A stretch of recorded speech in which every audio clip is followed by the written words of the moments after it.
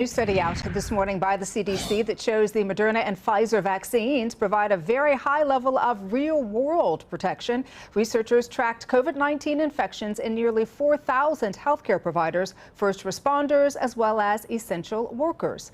The Fox Medical team's Beth Galvin joins us live to talk more about what they found. Beth, good morning. And good morning, Danielle. It's good to see you this morning. It's just so interesting to me because, of course, you've got your testing in the lab that happens, right? But the researchers looked at infections in people who were fully vaccinated and in those who either had one dose or were not vaccinated at all. What did they find, Beth, in terms of infections? They found, Danielle, that these vaccines have a really high level of efficacy or effectiveness in the real world, that they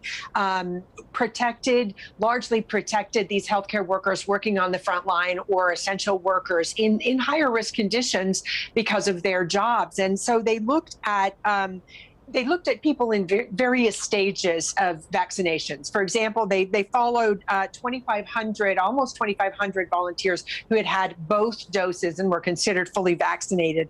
In that group, they had 3 infections after they were fully vaccinated. If you look at the folks who got just one dose, there were 477 of them.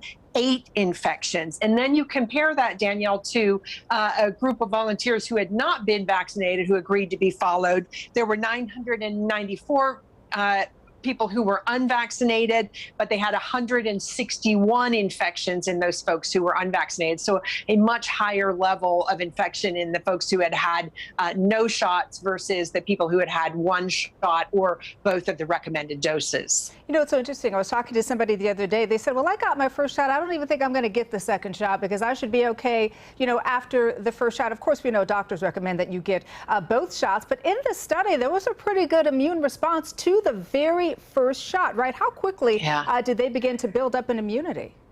Well, so we know it takes a couple of weeks for your body to start really producing antibodies against infection that will protect you. But they found that about 2 weeks after that first dose, the risk of infection dropped by 80%. Wow. So that, you know, but they still are recommending go ahead and get that second dose because then that will take you up to the 90% protection.